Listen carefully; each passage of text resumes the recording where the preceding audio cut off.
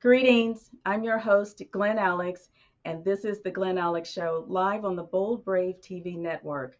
Each episode of the Glen Alex Show focuses on a different aspect of health because my work is about total health.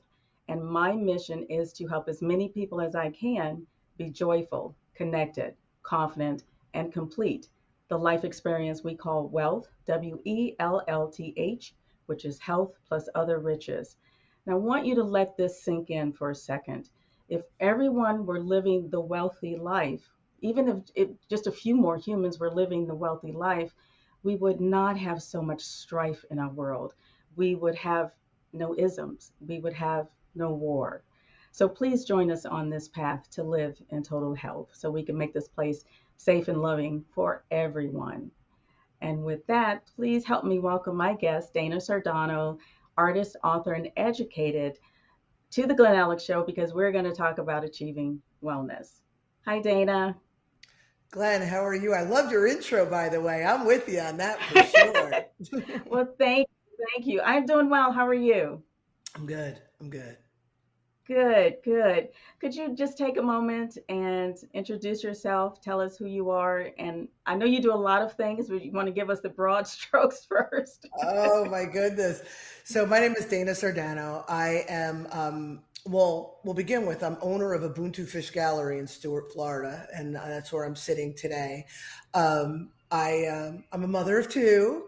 I am originally from New Jersey. I was 25 years in education, and about 5 years ago, I left the traditional education to pursue a life as an artist, and I'm now authoring books. I'm partnering, or I partnered in running a company, and I'm following my bliss, and here I am. Well, I am glad you are here. Thank you so much for making time for us. So, what changed your path? Hmm. What changed my path? We don't have time for this, Glenn. I assume you're talking about from the education to the artist. Yes. Yeah. So basically in 2015, and I always laugh and joke when I say by happenstance, but I tried something different. My husband and I on a Friday night decided we were going to go to the craft store, buy a bunch of stuff and paint at home rather than do our typical Costco run in bed by 8. And when I did that, something awoke in my soul, and I couldn't not paint after that. And that was January 2015. Simultaneously, my career of choice, which I had always fought against the grain, I loved it. Again, I loved being in education, but was getting more and more challenging because I was aligning less and less with the principles and practices of how they did things. And I just allowed myself to do what I loved, and it snowballed, the painting. And by June 2017, I walked out of that career for good and began the life as an artist. That's a really nice story. And Yeah. I liked how just from that one experience, you were open to changing your Yeah. life to something better. Do you know how many people live in fear and won't do what they know they need to do for themselves or want to do Yes, for I themselves? Yeah, do. so so I commend you for being that open and that willing to change because change Thank can you. be scary. So in reading your um, profile and the name of your gallery, please tell us what Ubuntu is. Oh my goodness. Oh my goodness. I can never tell people what Ubuntu is without sharing a little story. So if you don't mind, I'm going to Okay. share a brief Okay. anecdote. So Ubuntu, let me just start with the anecdote. So about, I don't know, now we're talking about 10 years ago, I was on social media and I ran across a story, could have been a parable, but a story nonetheless, of an anthropologist who was studying a tribe in Africa. And when he was waiting for his transportation to bring him home, he was hanging out with some kids of the village. And to pass the time, he's like, all right, guys, let's play a little game here. And he had some candy that he had bought in the city and he put it by this tree. And he said, all right, guys, here's what you're going to do. You're going to line up, and when I count to three, you're all going to race to the tree, and whoever gets there first gets the candy. So all the kids are like, "Yay!" They they go to the tree and they line up, and he's like, one, two, three, and on three, They all linked arms and they all ran together. I can't Oh, believe I still get emotional when I tell this story. They all ran together. So the anthropologist, dumbfounded, he runs over to the tree and he says to one of the girls, "Why would you do that? Why would you? Well, essentially, why would you share?" And the girl looks at him and she says, "Ubuntu. I am because we are. I can't be happy unless we're all happy." And when I understood in that moment the magnitude of that statement and how it affects us all on a grander scale, I had changed everything for me. And my children were young at the time, like they were like right out of the wrapper, they were like 1 and 2 or something, and everything became Ubuntu. It became such a part of their vernacular that they didn't even know that it wasn't a general word. And when I started painting, I called it Ubuntu Art by Dana, and when I opened the gallery, it was the only thing that made sense. okay. That is a beautiful story. And it's just amazing how kids are so connected. They Yeah, they they know. get they get they understand the bigger picture, and as we grow up, we lose that, and it's really unfortunate that we do. So I love that. Uh, I did read a. I had to Google it. I'll admit I had to Google the word, and it says it's about authentic, being an authentic individual to better humanity, along Yeah, those yeah. lines. Yes. Okay. Yeah, and this unity consciousness, to be an authentic individual, then you're able to reach out to, thy neighbor, so to speak, because you're living in your own authenticity. There's no fear driving it. So we create a community based on that. So yes, I Okay. agree. Okay. And so, how did Ubuntu help you along your wellness path? Ooh. So firstly, I wouldn't say I always thought in those terms, but I definitely under the drama and the trauma of the things in our lives, I always had that, and we all do. I have always had it in my heart space. But as I began to unravel my own personal, I'll just say it straight out, my own personal dysfunction, it came more and more to the surface. When I ran across this story, it was like the light bulb. It was like, yeah, that, you know, and Okay. being able to inculcate it into the lives of my children. That's when the practice comes, because now I'm like, I'm doing it for somebody else. So that's when everything became about that, my life just got better and better and better. Okay. Well, you said something that struck me, and that is you've thought that way before you came across that story. Yes. So that tells me that a lot of things that are innate to us, that are a part of who we are, is out there, is available for us to tap into, to connect to utilize. We just have to be open to see it. Absolutely. Absolutely. And that's what I think is so beautiful about that Friday night, was that you were so open Yeah. and available to receive that information, that message, that notice that this is what you should be doing. I love that. I love that a lot. So thank you for sharing that. Yeah. Now, how do you define wellness though? Because a lot of people have different definitions. So it really depends on, what stage of my life you ask me. If you would have asked me Okay. 10 years ago, I would have been like, I run, 5 miles a day with 2 kids and a jogging stroller. Look how great I am.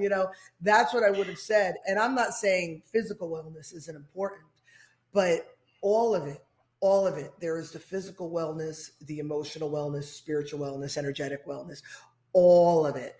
But in my opinion, first and foremost, there nobody could tell me otherwise. It begins right here. It's in our thinking. And I always say, people talk about like setting intentions and vision boards and things like that to get what they want. Hmm. But I always say, we could say all we want. It doesn't matter what the mouth sounds do. If our energy belies those mouth sounds or belies what we say, then there's a disconnect there. So the wellness for sure is examining and questioning ourselves, which we forget to do sometimes, what we truly believe about ourselves, If these beliefs are healthy or toxic, if these beliefs serve us, and Hmm. if they don't, I think the best way is find out where they came from and then, eradicate them. But it's really find these beliefs, question these beliefs. If they no longer serve us, reframe these beliefs and for something that serves us better.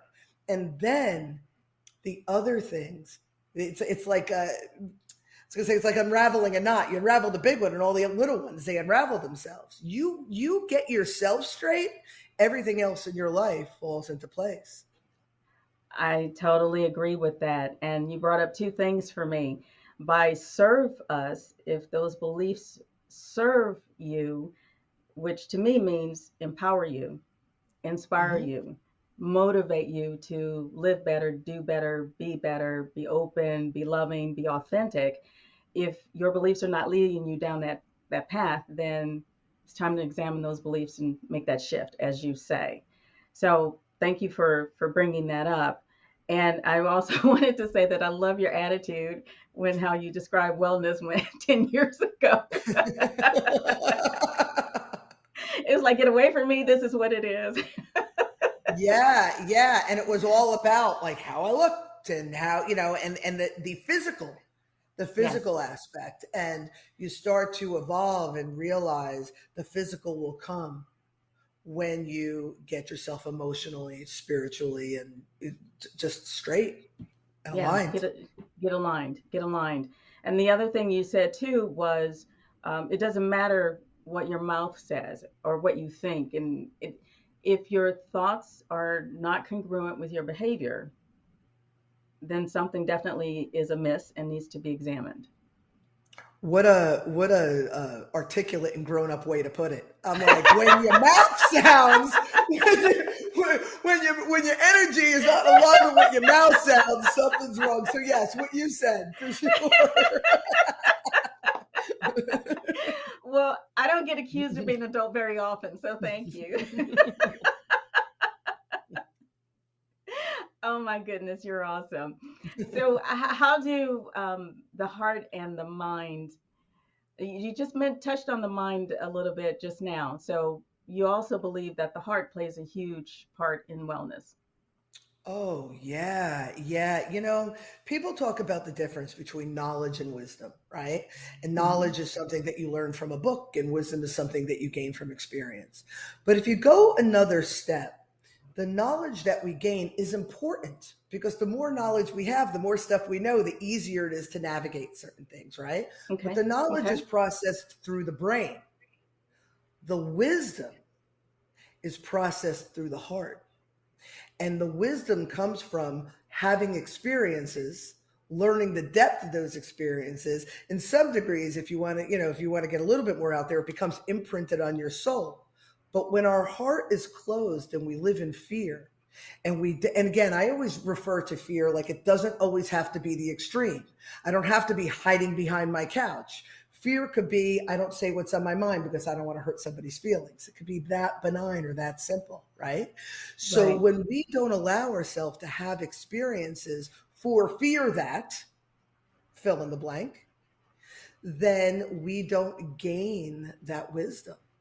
And when we Okay. have that wisdom, we're living through the heart. Or when we're living through the heart, we gain the wisdom. So the heart is the most important thing. It's just our connection to everything and everyone.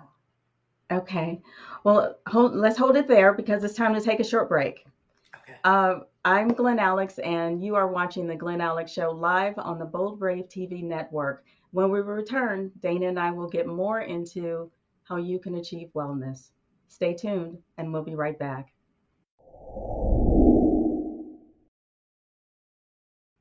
We are back. I'm Glen Alex, your host of The Glen Alex Show, live on the Bold Brave TV network, here with Dana Sardano. I think I said that right this time. Artist, author, and educator talking about achieving wellness. And in segment one, we talked about Ubuntu and just unity consciousness and Dana's path to wellness. And she ended the segment talking about fear versus the heart. A lot of people think that the opposite of love, which is the heart, is hate. I don't think so. I think the opposite of love is fear. So, Dana, I want you to pick up where you left off and talking about fear and how that stops people and how subtle fear can be. It doesn't have to be this big boogeyman. It can be just be, I'm afraid to speak my mind. You know, I love so much that you just said the opposite of love is fear. That's actually in the 10 Recommandments for Personal Empower, the book that I just wrote. It's the 10th recommandment. I shall not live in fear, rather I shall. And it goes into talking about love. And what people don't understand is because we all have a vision. Like when you say God, it's abstract, and people have a vision of what that looks like, right? And any again abstract notion. So love, most people think romantic or the feeling or the love for the Mm-hmm. children, but what people don't realize is love is just the absence of all fear. And we don't realize, like you said, the subtleties of fear.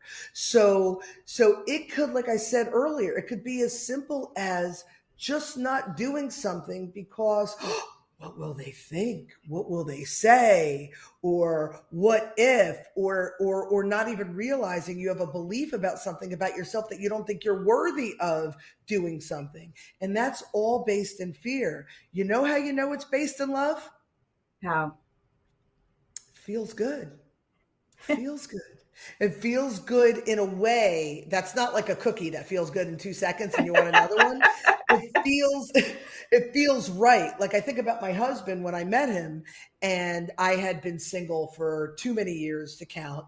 And every guy I met, I'm like, oh my God, I like him. This could be something. And I get excited, and who knows? And they say you know when you know, but I don't know if I know. And you get in that place. But that's anxiety. When I Yes. met my husband, it was, oh, this feels good. I think I'll go out with him again.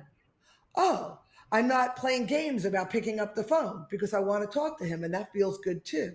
And there's that sense of comfort and peace, and that's the absence of fear. Okay. When it resonates as the right thing.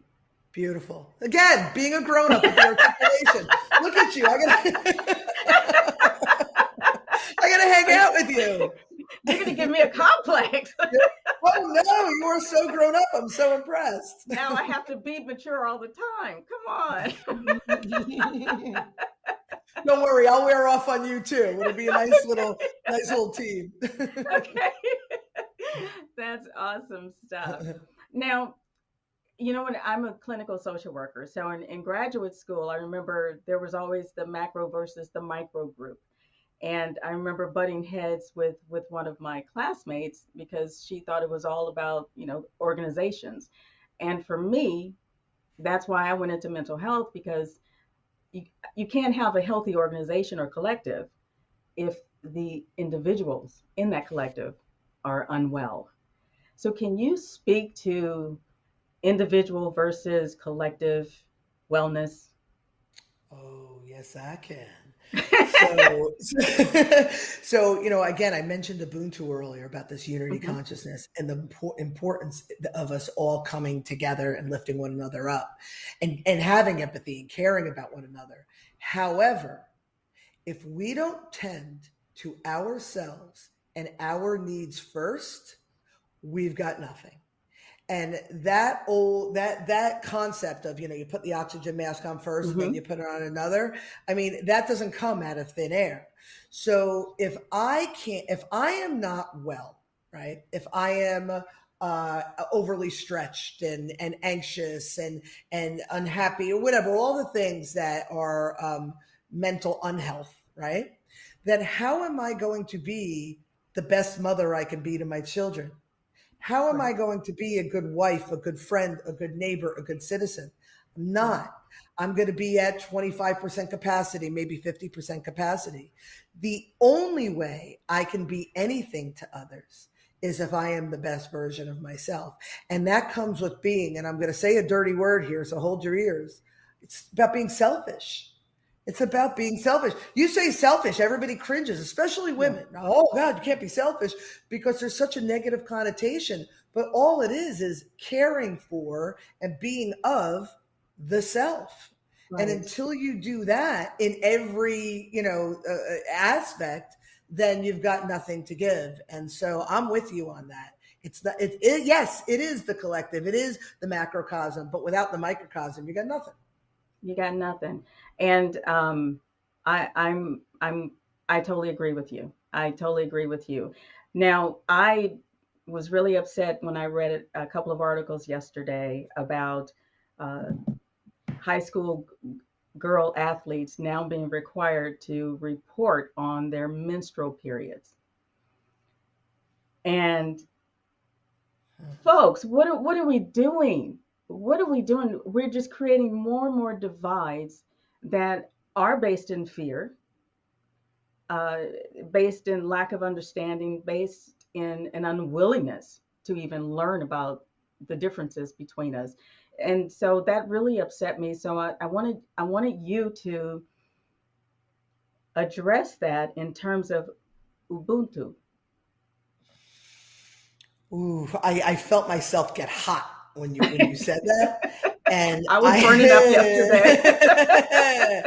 I'll tell you, and especially for the sake of time, there are too many soapboxes that I can get on right now. I do my best not to get too involved with the news or what's going on in the world because there's so much absurdity that it would just be a waste of my brain space. But really, what's happening in this specific case that you mentioned, and in general terms, is because people have so much lost sight of what really matters, they just keep looking outward. And so you said about the whole Ubuntu thing, you could really break it down with, I don't know how familiar you are with Confucianism, but one of Confucius's the main tenets of Confucianism, I act like we were buddies. Confucius said, but one of the main things was he had these five relationships, and they were based on filial piety. And filial piety is like the respect for your elders. And remember, this is of a certain era. And the five basic relationships are like ruler to subject, husband to wife, brother to brother, whatever. So let's take that and let's modernize it to our relationships.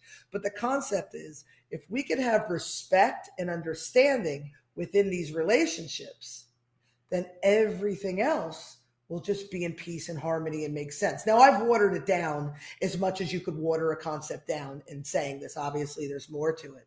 But as far as aligning it with the concept of Ubuntu, it's the same thing. Again, I am because we are. I first need to be well, happy, and whole. And then we all are. And so when you are asking young women to share something that's very personal Mm-hmm. for the sake of who the hell knows what, it just doesn't make sense. It's just another example of those who are in charge. Either they have their heads in a place that, that's very dark. What's it? In a Smelly. place, that came dark and smelly. Oh my God, you're so funny. But either their head is there, or they are intentionally trying to keep people in their place so they can maintain power. Neither is good. Ignorance or malintent, it doesn't matter. It still doesn't serve the greater purpose. So that's my thought on it. Well, I thank you for that. I That was deep, by the way, and very adult. So Look at me go. Look at me go. See, you're having an influence on me already. okay. Well, and what you just described to me is an example of a group of unwell individuals creating a collective that are creating these rules and regulations that only serve their unhealthy needs because they're Well living in said. fear. Well said. They're unhealthy needs because they're living in fear, 100%. Okay. It's just craziness. So I like you, I don't watch the news. I don't even watch news programs usually. I might see a blurb on the internet or whatever, and then I'll follow something that interests me. I just try to stay abreast of what's happening without diving into it because it's too depressing. It's just too Yeah. depressing. So, wow. Okay. And I just want to mention here that your comments are welcome. If you're watching live, there's a chat box, should be off to the right of your screen where you can type in the comment. And if we have time, we will definitely address it during this broadcast. You may need to be logged into your YouTube account for that chat to come through. But give it a shot. Let us know that you're watching. If you have a question or a comment, let us know. Okay. All right. So let's start with, you gave us the 10th recommendment, thou shalt not live in fear. Yep. Okay. So what's another one that I, they're probably all very interdependent. So is Yes. there one that you can talk about now that's kind of standalone? You know, yeah, the first recommendment. So one, two, and three go very well together. I actually teach a workshop on finduniquelyu.com about the whole 10 recommendments. Okay. The fourth one, standalone, and one, two, and three. And one, two, and three are the foundation. The first recommendment is I shall not claim victimhood. And then the second and third are basically how to do that. Okay. Okay. Yeah, we have a lot of victims. It's the difference between being a victim and being victimized. And so we can get into that a little more in the next segment. But I'm really excited because in the next segment, we will take your calls. So get ready to dial 866 451 1451, 866 451 1451. I'm Glen Alex, and you are watching The Glen Alex Show live on the Bold Brave TV network. When we come back, we will take your calls. So stay tuned and we'll be right back.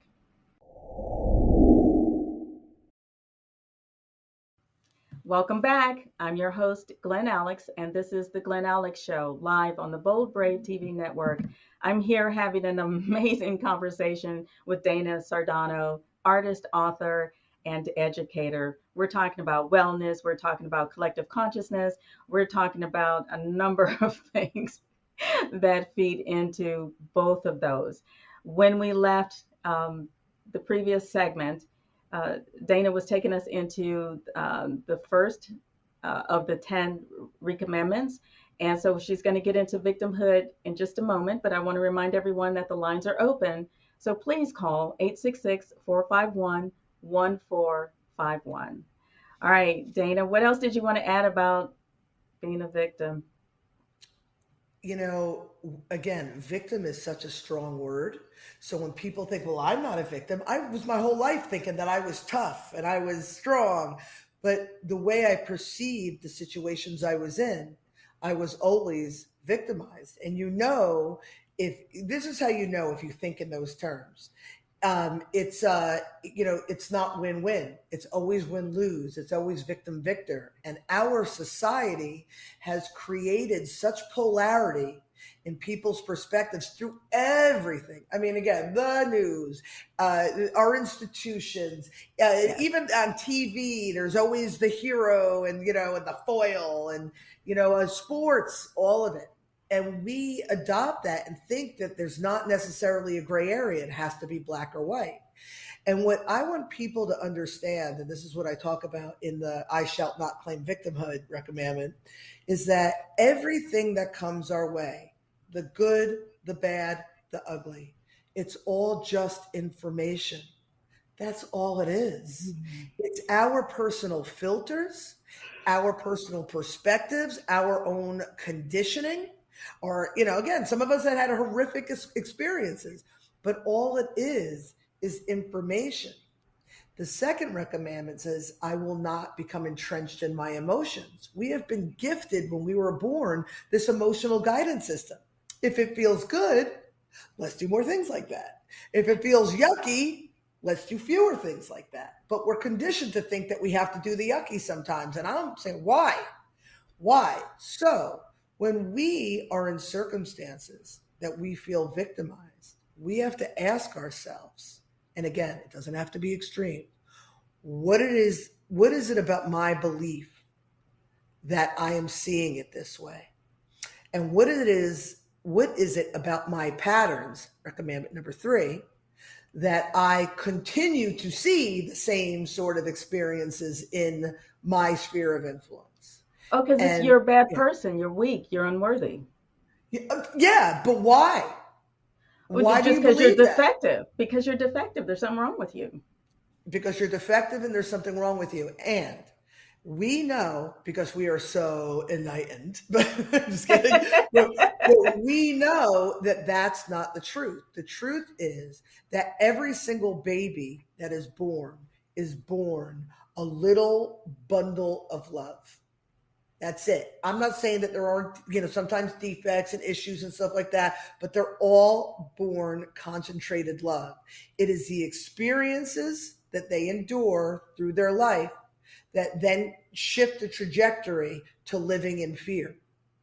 Okay. Whatever layer, how many layers, and then and all they're doing is adopting the fear of the people That they're that they're in their around. care, right? Yes. So if if I wanted to label my mother, if I wanted to be the victim, I can say my mother was very neglectful, my father was very abusive. My mother was passive aggressive, my father was aggressive. Right? Like that's easy because if I want to put a label, that really is what was happening. But the reality is my mother suffered from her own dysfunction because of her own childhood, her own belief systems of unworthiness, her own abandonment issues, her own all of that. My father never learned how to properly regulate his emotions. So he would flip a table before he'd even say hello to you. So now these two people get together and they raise children. I have a brother. They raise children and they don't know what they're doing. Forgive them for they not know. They don't know what they're Right. doing. And so now I grow up because these are my parents and they should know better because they know everything. And I grow up thinking that there's something wrong with me. But the reality is there's nothing wrong with any of us. We have lived in these circumstances. We've created or we've developed these belief systems about ourselves. We've created patterns as a result of these belief systems. And as we evolve, we never go back and look and go, where did that come from? We never figure out whether or not they're rational or irrational belief systems and then Because shift it. because the people I work I with, what are you doing? got a hair in my face, and now I'm becoming like I'm in a Breck commercial. I'm sorry. Please, Glenn, go on. It was one hair. It turned into a whole thing. That wasn't an example of fear at all, was it? Right. I'm not going to freak out or anything. Oh my goodness. I'm sorry. I have lost all train of thought. You're in the mental health profession and you know stuff, and it's still there. Go on. Okay, how am I supposed to speak after that? Oh my goodness. My apologies. Wow. You're good. You're good. And so I don't even know where we are. People's belief systems and why they're irrational and why we're not able to shift them. Okay. And go. Okay. Well, a lot of clients that I work with actually believe that their thoughts are facts. They actually believe that their thoughts are reality. So when you have these irrational thoughts and fears that trigger that explosive anger, that trigger that deep melancholy, and brings up those thoughts of being unworthy, that's because they are so attached to the thought and not looking at it, as you say, as information that really is not good or bad. And I teach that in emotional intelligence too. Our emotion, our emotions are messengers. They're not necessarily good or bad. They're bringing information so you can make a decision to change your life, to live better, to be better, to do better. 100%. Okay, so you can speak now. Is that hair I'm okay? sorry. Yeah, it's not, but I'm going to be an adult and ignore it. But, you said something about how they're attached to these beliefs, which is recommandment number 6, by the way, about Okay. our attachments, our judgments, our expectations, and how they get us in trouble. But I totally, totally agree with you that we have not been taught as human beings to question anything about ourselves. We judge what other people think and believe. And oh my God, social media has gifted us a platform to judge anonymously to some degree, right? Yes. Trolls and all sorts of stuff. But the reality is if we took a moment and when we again felt yucky, right, and questioned why that is, questioned, well, again, does this serve me? And all of these type of self-reflective things, rather than Hmm. distracting ourselves with or soothing ourselves with exterior stimuli, we Yes. would our humanity would look a lot different for sure. Okay. Yes, I totally agree with that. Now, I I wanted to get to just a question from. I received a text from someone yesterday who's working, so she wasn't able to call in or to chat. She wanted to know, in terms of wellness, what do you have to say about being disciplined and consistent in being on the wellness journey? I get excited because I see when I that. everything you're saying, I'm like, oh, say more things like that. When I was when I was in education in the traditional sense, I I was the one at all the faculty meetings that constantly chanted consistent consequences for the kids. Now, what people don't understand is consequence is just something that comes after an action. We think consequence always is negative, because we Right. say rewards and consequences, but it's got to have consistency. So, on our wellness journey, what I see often with people is this pendulum that swings back and forth, right? The people, but then we label it. That's bipolar, right? But this Right. pendulum. So right in the middle, there's this balance. I think Aristotle. Oh my God, I'm just such a nerd. But Aristotle calls it the golden mean, right? I'm hearing these things Confucius say, and yeah. But anyway, so Aristotle talks about the golden mean, and it's that balance of just understanding a morality in an equilibrium, or a very middle of the road sort of way. But when the Okay. pendulum swings all the way this way, we feel really really really good, and when it swings all the way this way, we feel really really bad. But when we learn consistency in our actions, so we feel really really good, and what do? We stop doing that thing. Oh yeah, I lost Yeah. 10 pounds, so I can stop doing whatever I was doing to lose 10 pounds. Or Right. people who take medication, and I don't want to get into that conversation because I have my opinions, but when people take medication, they feel good. What do? They go off the medication, and then the pendulum swings this way. And with that inconsistency, all you got is a pendulum that swings back and forth.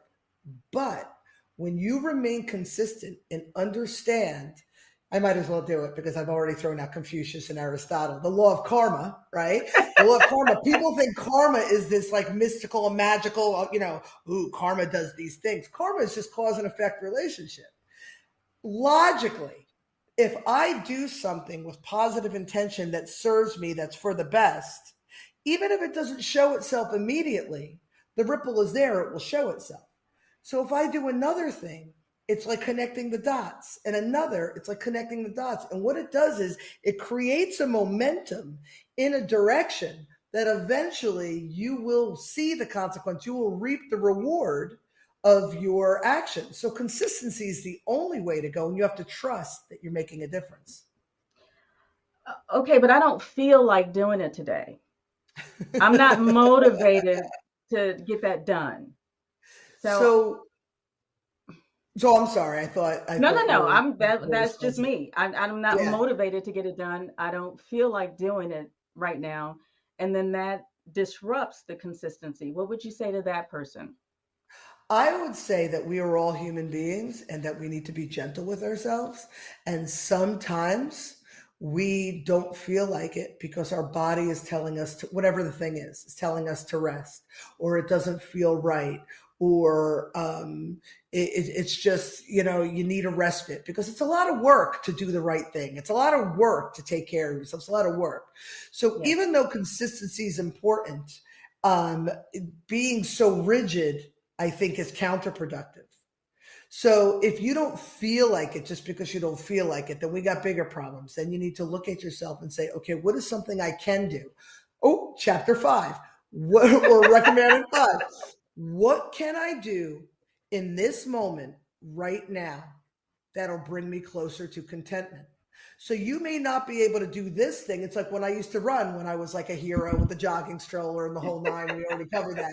But every day I would get up at like the crack. I'd get up at like 5 o'clock and I'd be like, oh, I don't feel like it today. I'm like, but what I can do is I could put on my sneakers, put on my shorts, put my hair in a ponytail and brush my teeth. And without fail, I'm like, you know what? I could go take a walk around the block. You know what? I'll just run a mile today. And here we go. So what can I do in this moment right now to bring me closer to contentment? And then you'll rebuild that consistency. Okay, that is good stuff. Thank you for that. All right, it is time to take our last short break. I'm Glen Alex, and you're watching The Glen Alex Show live on the Bold Brave TV network. When Dana and I return, we will have a little bit more on achieving wellness for you. Stay tuned, and we'll be right back.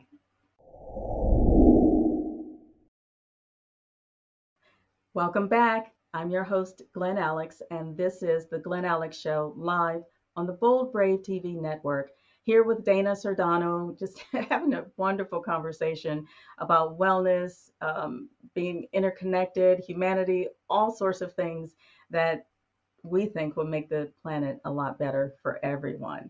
So when we left off, Dana was talking about consistency and discipline. And you brought up two things for me. One is, I think people confuse consistency with perfection. They think if you don't do it every day or if you don't do it every time, then you're not consistent. Consistency is just regularity, right? And it's Yeah. not about doing it exactly the same way every time. And the other thing it brought up for me is when we are not perfect, then we judge ourselves harshly. Harshly. So, Yeah. what you got for us? Oh, I don't want to do the whole shameless plug thing, but every single thing we talked about is in this book, 10 Recommandments, and it walks you through so beautifully. The idea of judgment, again, that's also Recommandment 6. We judge, if we catch ourselves judging the world around us, then know we judge ourselves. We judge ourselves and we're harsh on ourselves and we're our own worst critics. If you're listening or watching this, take a moment when you're looking in the mirror or when you do something that didn't go the way you would have liked it to have gone, and listen to what you say to yourself, and then ask yourself, would I say that to my friend? Would I say that to my children? Would I say that to somebody I cared for? And if the answer is no, then you're not, then you're too hard on yourself. Then you're not loving yourself in the way that you deserve, which goes back once again to your worthiness, which goes back again to your belief systems, which goes back again to where did you pick these belief systems up? And again, pass go, do not collect $200, go Right. back to the beginning and look at it. Yes. There definitely are layers to this, aren't there?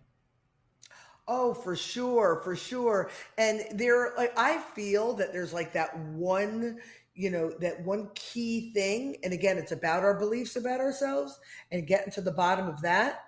It doesn't mean wallowing in it. It means understanding it. And it's not enough to know about it. I'm like this because, and then people just leave it there.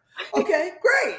It's like going to the doctor and him being like, you have such and such disease. Okay, that's $50. I'll see you tomorrow, or I'll see you around. And you're like, no, now what? So that's the core of it. But then there's so many other components, recognizing the fear, awareness and willingness. It's not enough to be aware. You got to be willing to do something about it. About contentment, being aware that you're discontent in the moment, live in that moment and not get so caught up in what's to come. And then there's the opposite. When you're in the moment, not being so myopic in the drama that you're in and not being able to see the big picture. So you're right. There's so many layers, but it begins with our own understanding of the self first. Yes. And then being willing to take the necessary steps to affect change. It's not enough to know. Okay. Recommendment 7. Oh my goodness, Dana, thank you so much. I can talk to you all day about this stuff. Yeah, Oh my same. gosh, you're a wise woman. I appreciate your time. I appreciate you being here, making me laugh, and just sharing your wisdom with everyone. Can you sum up wellness in one nugget? What's the one takeaway you want viewers to have?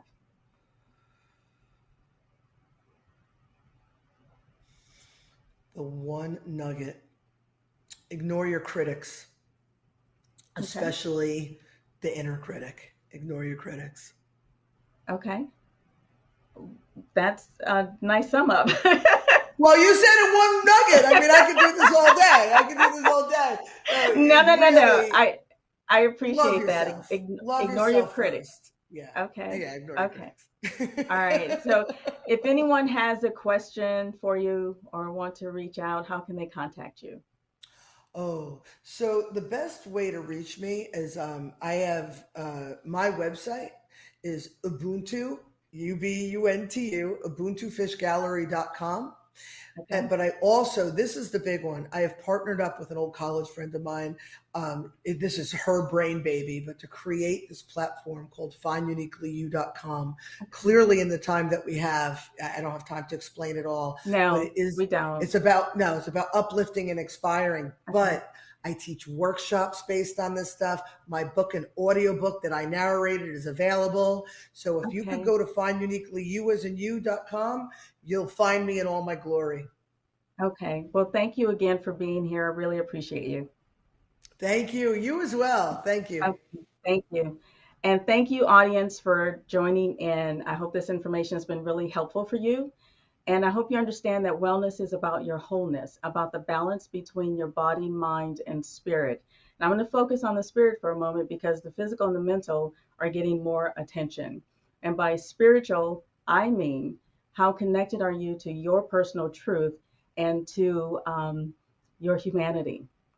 There's very little conversation in our world these days about how interconnected and interdependent we really are.